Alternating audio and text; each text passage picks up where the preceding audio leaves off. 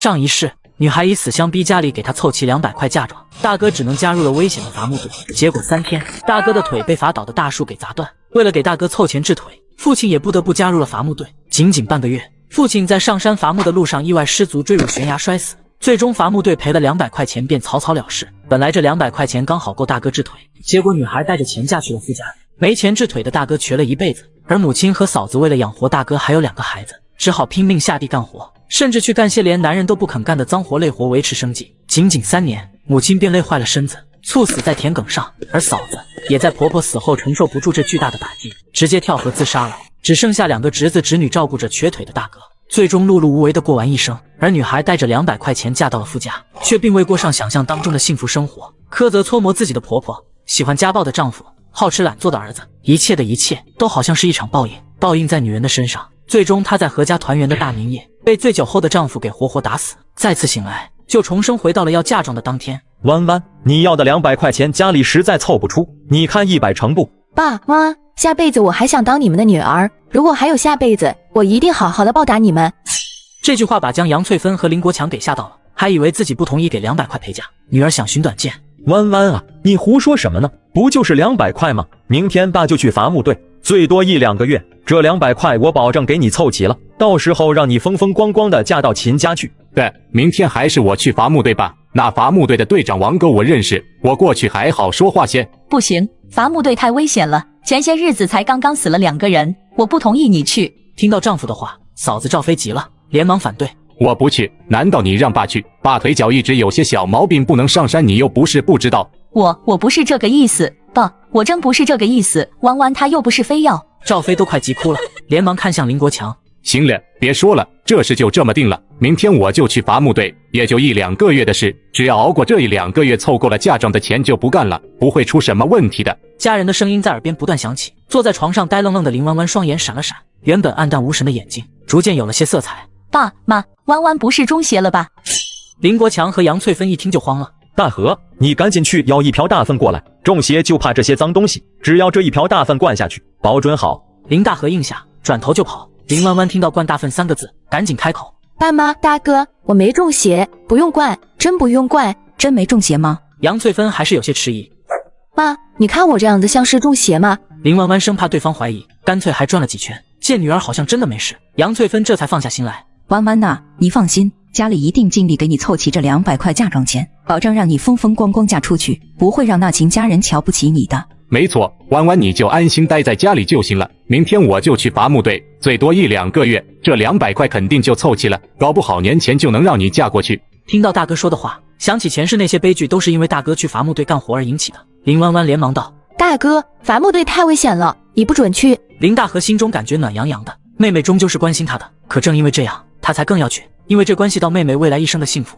大哥，我不嫁了，你千万别去伐木队。可是那秦家的聘礼咱们都收下了，你要是现在不嫁了，人家不得笑话？林国强眉头皱到一块，语气里也有些迟疑。大女儿想明白了，那个秦刚也没我想的那么好，我不想嫁给他了。那20块的彩礼，明天去还给他们家就是了。可是这……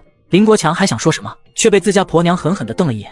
弯弯呐，你可想好了？这年头哪家嫁女儿没个180块？那秦家只肯出20块钱的彩礼，这分明就是瞧不上我。而且我今天上午还听人说那秦刚在外面沾花惹草，这种人家我嫁过去能有什么好日子过？与其这样上赶着嫁过去，将来被人瞧不起一辈子，不如老老实实待在家里。你们不会嫌弃我在家吃白食吧？怎么会？小时候要不是你把我从水里拉上来，我早就没了。谁嫌弃你，我也不能嫌弃你啊。弯弯你放心，真要是在家待一辈子，我保证养你一辈子。妹妹能找个喜欢的人嫁了，她心里也是高兴的。只是他们一家子都能看得出来，那秦家绝对不是什么好人家，那个秦刚更是10里8村都有名的二流子。你哥说的没错，这个家要是没你早就散了，你还天天在家做活呢，谁敢说你吃白食？况且什么叫嫁不出去？我女儿长得这么好看，不知道多少人求着想娶呢。那个秦刚敢这么对你，明儿个我就找他算账去。林国强脸上挤着笑，一旁的杨翠芬也附和着。嫂子赵飞欲言又止，终究没敢说什么。弯弯饿了吧？等着，我这就去给你做饭吃。说完，杨翠芬便赶紧走了出去。嫂子赵飞想了想，也跟了出去。大哥，小浩和丹丹呢？小浩和丹丹是大哥的孩子，侄女今年7岁，侄子5岁。小浩和丹丹出门打猪草去了，过一会该回来了。弯弯，你真不要大哥明天去伐木队了吗？她心里还是感觉这个妹妹的变化来得太快，快得让她感觉有些不太踏实。你要是去了，以后就没有我这个妹妹了。林弯弯瞪了对方一眼，随即打量起眼前的一切。房间很小，仅有不到20平。弯弯，大河，吃饭了。来到厨房，看清桌子上的食物，林弯弯有些傻眼。说是吃饭，倒不如说是出来喝玉米糊糊。赶紧吃，天冷了，待会该凉了。林国强招呼一声，率先端起碗呼呼喝了起来。其他人一时没有多说任何一个字，就仿佛一切本该如此。盯着面前这碗最稠的玉米粥，林弯弯却感觉有些吃不下。弯弯，家里现下实在没其他吃的了，你先吃点顶乐，待会吃完了，我拿苞米去队里换一点粮食回来，晚上咱们蒸馒头吃。换粮食？林弯弯愣了下，旋即猛然记了起来，之所以他们家会混成现在这副德行，还得归功于他。妈，待会你拿20块钱给我。你要20块钱做啥？我拿钱去退婚。退婚？胡闹！哪有你一个女娃娃家的上门去退婚的？明天我亲自去，不然你去，回头叫他们给欺负了怎么办？那秦家一看就不是个好东西，他实在不放心让这个宝贝女儿去，免得回头还不知道怎么受委屈。不是我一个人，大哥跟我一块去。爸，这是我心里有数，你就别掺和了。你要是跟去了，那才是真有的扯皮了。林国强是什么性子，林弯弯太清楚了，不说是什么老好人，但也绝对是个好面子且能轻易被拿捏的主。让林国强上门，搞不好真会被秦家那些人给骂回来，没意义。行吧，既然你想去，那你们就先去看看，千万别起冲突。如果情况不对就回来，等我下午把事情处理了，明天跟你们一块再去也行。知道了。杨翠芬见事已至此，便转身回了自己的小屋，在里面待了约莫1分钟左右，才拿着一张大团结和5张铜绿色的2元纸钱走了出来。这些钱便是秦家当初下的聘礼。拿了钱，林弯弯和大哥一块出门了。秦家所在的下老屋跟林弯弯家所在的下湾村距离并不远，也就不到1000米的距离。林大河心里顿时有些紧张起来，最终在秦家大门前下意识地拽住了走在前头的妹妹。弯弯，你真的想好了吗？林弯弯正要开口，没想到门后便传来了一道嘿嘿笑声。娘，这白面馍馍真好吃。明天那个林弯弯来了，你再让他多送点过来呗，我给我男人也带点过去。你带个屁！那林弯弯拢共就送了10斤白面过来，咱们家不要吃啊。小刚啊，那200块陪嫁的事，你有把握吗？实在不行，100块也差不多吧。上午林弯弯带了米面过来，找他们提过200块陪嫁太多了，想商量能不能少些，结果被秦刚给当面拒了，还把林弯弯给说了一顿。所以夫人也有些担心，万一林弯弯生气不嫁了，那她可就1分钱的陪嫁都得不到了。放心吧，娘，就那丫头的猪脑子，早就被我耍得团团转了。最多明天她保证屁颠过来，那200块你就放心吧，保证1分不。林弯弯，你要死呀！吓到我妈和我妹妹了，还不过来给我妈他们道歉。以往只要秦刚一发脾气，林弯弯哪怕心里再委屈，也立马收敛起来，甚至只要秦刚一个眼神，林弯弯便会立马低头。可今天她显然打错了算盘。喂，我大哥跟你说话呢，你聋了？还快过来道歉！你还想不想嫁给我大哥了？我嫁你？就这种人你还想娶进门？我告诉你，我第一个不答应。没错，我也不同意。林弯弯的态度让他心里也起了一股狠劲，这还没过门呢，儿媳妇就上门来撒野怎么行？接收到王云的眼神，秦刚瞬间会意。林弯弯，是我看错了你，没想到你竟然是这种人。这婚事我看还是再放放吧。说完这话，秦刚便在等林弯弯慌神，然后趁机再加100，将嫁妆给提到300块。你们真的不想结这门亲了？没错，不结了。你这刁蛮任性的脾气，十里八村都有名，现在还这么对我吗？我可不敢娶回家。就这样吧。那行，若是女方悔婚，彩礼什么都需入属退还；但若是男方悔婚，那彩礼什么的是不需要退的，这点你们认吧？林弯弯的话让秦刚本能的感觉有些不妙，哪知道还没等他回答呢，站在一旁的妹妹秦月便先一步开口了。不过20块钱，我们认了，你现在就可以滚了。以后你就是跪下来求我们家也不可能让你过门了。反正他哥回头有的是办法把人哄回来，现在先骂一顿过嘴瘾再说。行，那认了就好。各位街坊邻居们，麻烦大家都出来帮我做个见证。这嗓子声音很大，周围好几十米内的人家都听到。这大中午的都在家吃饭休息，听到这一嗓子，全都好奇的凑了过来。你们知道这是咋地了？不清楚，我也是听到有动静就过来了。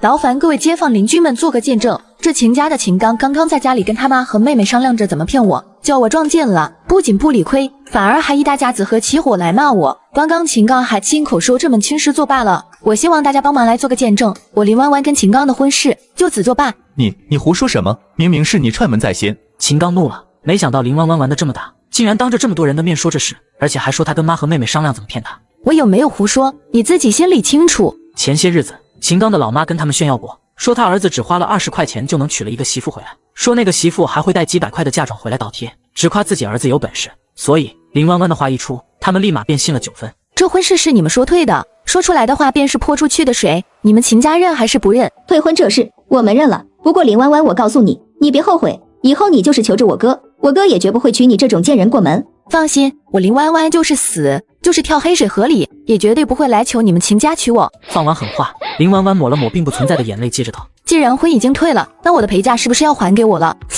什么陪嫁？几人一脸莫名其妙，心底却是暗暗感觉有些不妙，而围观的群众们却来劲了，这还没结婚呢，就把嫁妆给带过来了。上个月初，我从家里带了一大块上等的布料过来，那布料足足花了23块钱买回来的，是我作为儿媳妇送给我未来婆婆的礼物。不过现在既然婚都被你们退了，这块布料是不是要还给我？你！王云大怒，那布料他是收了，甚至已经做成衣服穿在身上了。还有你说你鞋子破了，上班没鞋子穿，从我这拿了一双新鞋子走，那双新鞋子是我花10块钱买来的，我自己都舍不得穿那么贵的鞋子，本想着给自己小姑子送点好的，没想到还没过门呢，就被这小姑子给骂了。这鞋子该不该还给我？没错，就应该要还给人家。前几天秦刚你从我这借了15块钱走，说是要拿去做生意，过几天就还给我，结果到现在也没给我，有没有这事？秦刚脸色一阵变幻，心底没来由的虚了，下意识的点了点头。除了这些，还有今天早上我从家里背过来的10斤白面和20斤玉米面，我心疼你们，想让你们吃好些。我爸妈他们在家都吃不上白面馍馍，结果你们这一家子狼心狗肺的东西，吃着我送过来的东西，还在那骂我和我家人。这10斤白面和20斤玉米面也必须还给我，其他杂七杂八的零碎东西我就不算了。那布料已经被你做成衣服穿身上了，便直接折算成钱吧。这些钱加起来一共48块，还有10斤白面和20斤玉米面，现在拿出来，我立马就走。围观的众人听到总数，顿时倒抽了一口凉气，这还没过门呢，就拿了这么多钱和东西来补贴婆家。误会，都是误会，小两口吵架而已，大家别看热闹了，赶紧散。谁跟你误会？别以为我不知道你儿子干的那些阿杂事，从我这骗钱也就算了，你儿子好像还骗了隔壁徐湾村和养老窝那边2个村子的2个丫头吧？别以为我不知道这些事，今天这婚必须得退了，否则我现在就去公安局告你儿子耍流氓，骗我感情骗我钱，保准你儿子要吃枪子。现在1982年，可是还有流氓罪的，少则10来年，重则直接枪毙。王云还以为林弯弯是故意唬他，结果一看儿子那跟吃了屎一样的脸色，立马便明白林弯弯说的恐怕是真的。大家伙别误会了，我家小刚可不是这种人。弯弯呐，婶子是很想跟你当婆媳的，只是你可能是真看不上我家刚子。既然你真想退了这门亲，那就退了吧。婶子现在就去给你拿钱拿东西，你先进屋坐会。王云给儿女使了个眼色，此刻听到话，立马便要上前将林弯弯给拉进去。只是他们忽略了一个人，一个从始至终都站在林弯弯身边的人。见没办法把林弯弯给拉进来，秦刚也有些担心林弯弯继续胡说八道，赶紧对着一旁的妹妹道：赶紧去把那双鞋拿过来。可是秦月心里不乐意，不过被哥哥给瞪了一眼后，也知道这些今天是非退不可了，只好闷闷不乐地转身朝着自己屋里走去。弯弯，先前都是误会，我能解释的，我保证改，你看行不行？只是以往很好用的甜言蜜语，今儿个便是任由他说破了嘴皮子也没有一点用。一直到王云磨磨蹭蹭拿着2个蛇皮袋和一双鞋过来，这袋里面装的都是白面，这袋子里面装的是20斤的玉米面，你看看。林弯弯还真就当着王云的面打开检查了，玉米面看着跟他拿来的差不多，倒是白面似乎少了些。林弯弯不想在这些小事上纠缠了，直接点了点头，随即朝着王云伸出了手。王云忍痛将另一只手里的小荷包打开，从里面翻出一叠钱，交给了林弯弯。钱没错，东西也算是对上了，咱们2家的婚事就此作罢。今后我跟秦刚再无任何关系，我不会在外面说你们秦家一个字，我也希望你们秦家不要再扯上我，否则……最后几个字林弯弯没说出来，但那淡漠的眼神却是让王云、秦月、秦刚等人深深刻在了心里，几乎下意识的点了点头。大哥，我们走吧。林弯弯转身就走。林大河看了看还放在原地的白面、玉米面和那双鞋，只好硬着头皮将东西拎起，追着妹妹离开了。话接上集，林弯弯和大哥回到家时，发现只有2个孩子坐在院子里玩，显然爸妈和嫂子都下地干活去了。林大河将面粉和鞋子送到了屋内，林弯弯则是朝着2孩子走了过去，蹲在了林丹丹的面前。丹丹，让小姑抱抱好不好？孩子脸色涨红，站在原地似乎有些抗拒，但最终也没敢说出拒绝的话，一步一步的朝着林弯弯走过来，最终被林弯弯一把抱住。丹丹，饿了吗？姐姐没吃2口，剩下的粥都给我喝了。想到中午剩下的那些玉米糊糊，或者说是玉米水，的确是不顶饿。这2孩子现在又都是正长身体的时候，你们等着，姑给你们做好吃的。林弯弯放下孩子，起身朝着厨房走去。刚从房间出来的林大河瞧见林弯弯去厨房，也没问什么。弯弯，我也下地去了，你在家帮着照看一下2孩子，喂一下那3只鸡就行。林弯弯点头，径直去了厨房。林弯弯看了眼，锅里啥也没有，橱柜里除了一些洗刷的干干净净的盘子，碗之外便只有一盘子酸菜。怎么连个鸡蛋都没有了？本来还想下点鸡蛋面，现在看来是行不通了。想到刚刚带回来的那袋白面，林弯弯的眉梢挑了挑，下一刻便看到林弯弯拿了一只大瓷碗去爹娘的房间，从袋子里舀了大半碗的白面出来，将白面放在厨房灶台上。林弯弯想了想，又转身去了院子旁的鸡笼内。随着一阵咯咯哒的声音响起，林弯弯很快便笑盈盈的拿着2只鸡蛋走了出来。丹丹，进来帮姑姑烧火。两孩子本来就好奇厨房里的情况，听到林弯弯的话，林丹丹当即牵着弟弟的手，将弟弟给一并带了进来。丹丹，火稍微再小些。哦，好。林丹丹正坐在灶台后面，眼巴巴地看着锅里的鸡蛋饼，闻言赶紧点头。见锅里的鸡蛋饼还在定型，林弯弯便直接伸手从盘子里撕了一小块下来。丹丹，你先尝尝。尽管惧怕姑姑，但眼前的鸡蛋饼实在是太香了，最终还是乖乖地张开了嘴，接着又撕了一块大些的递给弟弟林浩。你自己拿着吃，小心烫。谢谢姑姑。林浩见姐姐吃了都没事，自然也就不怕了，接过后立马塞到了嘴里。慢点吃，锅里还有呢。我们还能吃吗？林浩瞪大眼睛，以往家里的好东西基本都是先紧着林弯弯才能轮到他们，今天小姑还没吃，反而就先让他们吃了，而且告诉他们锅里还有。从今天开始，小姑保证让你们顿顿吃饱，你们以后想吃什么就告诉小姑，小姑保证让你们吃上。我想吃肉肉。林浩毕竟还小，见林弯弯这么说，几乎下意识的便说了出来。想吃肉没问题，晚上咱们就吃肉。真的吗？太好了。这下子连林丹丹都心动了，眨巴着大眼睛盯着林弯弯。当然是真的。林弯弯笑着将锅里的鸡蛋饼翻面拿出，然后又将剩下的一些面糊全部摊成了鸡蛋饼。丹丹，你在家看着弟弟，不要出去，我出去砍几根竹子就回来。还有，灶台里面还有火，我烧了点水，你待会记得看看，要是水烧开了，就把火给熄了。好，我知道了，小姑。林弯弯这才放心的出了门，将院门带上。出门后，林弯弯拿着柴刀便直奔后山，只走了不到100米，便抵达了此行的目的地——一片小竹林。拿着柴刀砍了5根竹节比较多的，将多余的枝丫打掉后，便直接拖回了院子。院子里，两孩子正坐在那玩着沙子呢。瞧见林弯弯带着竹子回来，顿时好奇的凑了过来。小姑，你砍竹子干嘛呀？回头你们就知道了。锅里水烧开了吗？已经烧开了，我刚把火熄了。行，你们在这等着。随后，林弯弯拿着柴刀去了厨房。大街上集，林弯弯利用自制钓鱼钩从黑水河捕获了许多大鱼。哇，是鱼，好大的鱼！小姑，你从哪弄的这么多大鱼？林浩的语气当中充斥着兴奋，整个人的手死死地抓着篮子不肯放。这鱼是小姑从黑水河里逮的，你跟丹丹就留在家看着这些鱼，不要让鱼出来了，知道吗？一边说着，林弯弯一边从房间内拿了一只洗澡盆出来，将鱼倒了进去。丹丹，你跟弟弟就在院子里看着这些鱼，我再去逮几条回来，晚上咱们就吃鱼喝汤，听到没？好的，姑，我知道了，你快去多逮几条大鱼回来。姑姑加油！林弯弯笑笑，加快脚步朝着鱼钩位置走去。刚回到鱼钩位子，便看到绑着鱼线的芦苇疯狂抖动起来，这时又有鱼上钩了，2、3斤的鲤鱼，不过也还行吧。半个钟左右，林弯弯便提溜着8条鲤鱼和3条草鱼回来了。姑，抓着鱼了吗？姑姑，还有鱼吗？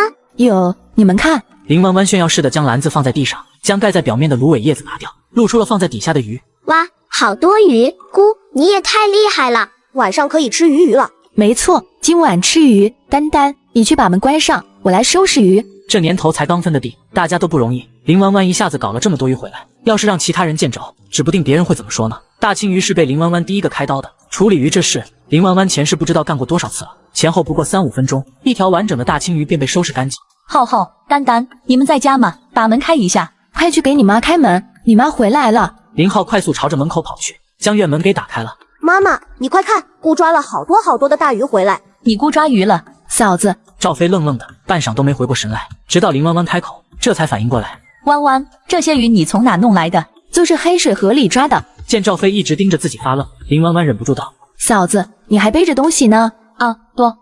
这才察觉身上还背着一筐子的苞米，赶紧将苞米给卸了下来。弯弯，这些都是你从黑水河里抓着的，抓这么多。这小姑子自从初中毕业后，便一直待在家里。以前一起干集体的时候，就经常偷懒耍滑。年初分了地，不用再继续记工分了。这小姑子更是彻底解脱了，3天2头不是头痛就是腰疼，不肯下地。但现在看着正坐在小板凳上收拾鱼的林弯弯，赵飞感觉这小姑子搞不好是真的转了性子。等等，我来帮你。说完，赵飞从厨房找了把剪刀，也蹲在洗澡盆旁边帮着一块收拾鱼。有人帮忙就是快，剩下的5、6条鱼不过10来分钟便全部收拾出来。这么多鱼，咱们家这2天肯定吃不完，剩下的先腌起来吧，我去拿盐。见林弯弯点头，赵飞赶紧去厨房。很快，赵飞变出来了，只是脸色却不太好看。弯弯，家里盐不够，我去隔壁王婶家先借一些过来。赵飞出去了，林弯弯便将赵飞从家里拿出来的那小半罐盐给拿了出来，先用着，拿出一条鱼，抓上一把盐，在鱼身上使劲的揉搓着，直到鱼身均匀的涂抹上盐巴，这才放到一旁。家里的盐罐子一共涂抹了6条大鲤鱼便没了。这个时候赵飞也回来了，手里还端着一大盘的盐巴，看着怕是得有个1斤多的样子。弯弯你歇着，我来吧。不用，这天已经黑了，我来腌鱼。嫂子你先去做饭吧。说着，林弯弯从盆里挑了一条4、5斤重的大鲤鱼。今晚上咱们就吃这条鱼咋样？好，没问题。赵飞笑着将鱼接过，拿着菜刀砧板进了厨房。林弯弯则继续蹲在院子外头腌鱼。期间赵飞不太放心的出来看了一次，见林弯弯腌鱼手法老道，也就不担心这些鱼会不会被腌坏了。这么多鱼，弯弯你不是去哪偷的吧？前些日子我不是去了陶湾那边一趟吗？我有一个同学家就是渔户出身，我跟着他学了捕鱼的法子，今天下午就是用那个法子抓着的这些鱼。小浩和丹丹也都瞧见了。我跟姐姐都瞧见了，姑确实是从黑水河里抓着的鱼，可大了。对于这个女儿，杨翠芬虽然疼爱，但却也了解是个什么性子。虽然有些偷奸耍滑，但犯法的事的确没做过。这么多鱼，回头全部晒成鱼干的话，今年咱们家这个年就好过了。很快，林国强和林大河2人也挑着满满当当的苞米蛋回来了。弯弯啊，黑水河里淤泥太深了，很危险，这种危险的事儿尽量别做了。林弯弯知道自己现在要是反驳的话，估计就得惹来一番长篇大论，干脆直接保持了沉默。大，过几天是不是要去交公粮了？交公粮其实就是交农业税，只不过这个时期收的并不是钱，而是粮食。咱们村已经有一些人家交过了，过几天等地里的苞米收了，就可以去交了。你问这干啥？林国强有些意外，这丫头平日里是根本不过问家里这些事的。过2天我想跟着你一块去乡里看看。林国强倒是没多想，直接便点头答应了下来。对，我算了，咱们家今年这7亩地一共收成的苞米怕是得有2000多斤，哪怕交了公粮，估计也能余下1000多斤左右，稍微省着点吃，明年1年的粮食怕是都够了。是啊，也就是现如今政策好了，这包产到户后啊，那可真是家家户户都谋足了劲儿的种地呢。就说村东头你二大爷家，他们家有3个儿子4个丫头，再加上几个孙子孙女，今年一共分了17亩地。从2天前他们家就开始收苞米了，到刚才我还看到他们家还在地里掰苞米呢。今年他们家怕也是一个丰收年。我还记得以前他们家人多，吃大锅饭的时候差点没饿死人，当时我们不少人还觉得他们家生的孩子多是累赘呢，没成想转眼反而成了咱们村里地最多的人家。要我说啊，咱家的也不少，听说明年还会分第2次地，到时候咱们努力，多种上一些粮食，那到时候就不会再挨饿了。妈，明天还要下地掰苞米吗？是的。那我明天一早做一点鸡蛋饼吧，不然光吃玉米糊不顶饿，回头干到一半就该饿了。妈，过些日子要是碰上卖小鸡仔下乡的，再买一些鸡仔养着吧。那又得花钱，要不妈，现在养几只，等过年来起了还能宰一只吃，总比到时候去买猪肉强吧。就听弯弯的吧，回头我留意一下。这女儿以前懒得很，她以前就提议过再多养几只，但这女儿不想伺候嫌太吵，直接开口给驳了。现在女儿主动提了，她可不得赶紧答应。第2天一早，林弯弯则是吃完又拿起柴刀在院子里削起了猪钩子。昨天钓鱼那法子不错，林弯弯打算再多弄一些。弯弯，你在家里帮忙看着点孩子，我下地去干活了。放心吧，嫂子。赵飞走了，院子里很快便安静下来。洗过碗的林丹丹很快从厨房出来，见小姑还坐在院子里削竹子，终于是忍不住又凑了过来。姑，你昨天就是用这个抓了那么多大鱼的？是的，没错。那你今天还去抓吗？等下就去了。不仅要去，今天还得想法子多抓一些。昨晚上林弯弯已经想得很清楚了，不管过几天去乡里能不能找到赚钱的路子，眼下都有另一条可以快速捞上一笔的法子，那就是卖鱼。丹丹，你带着弟弟乖乖在家里，不要去外面乱跑。嘱咐完，林弯弯便背着筐子去了黑水河。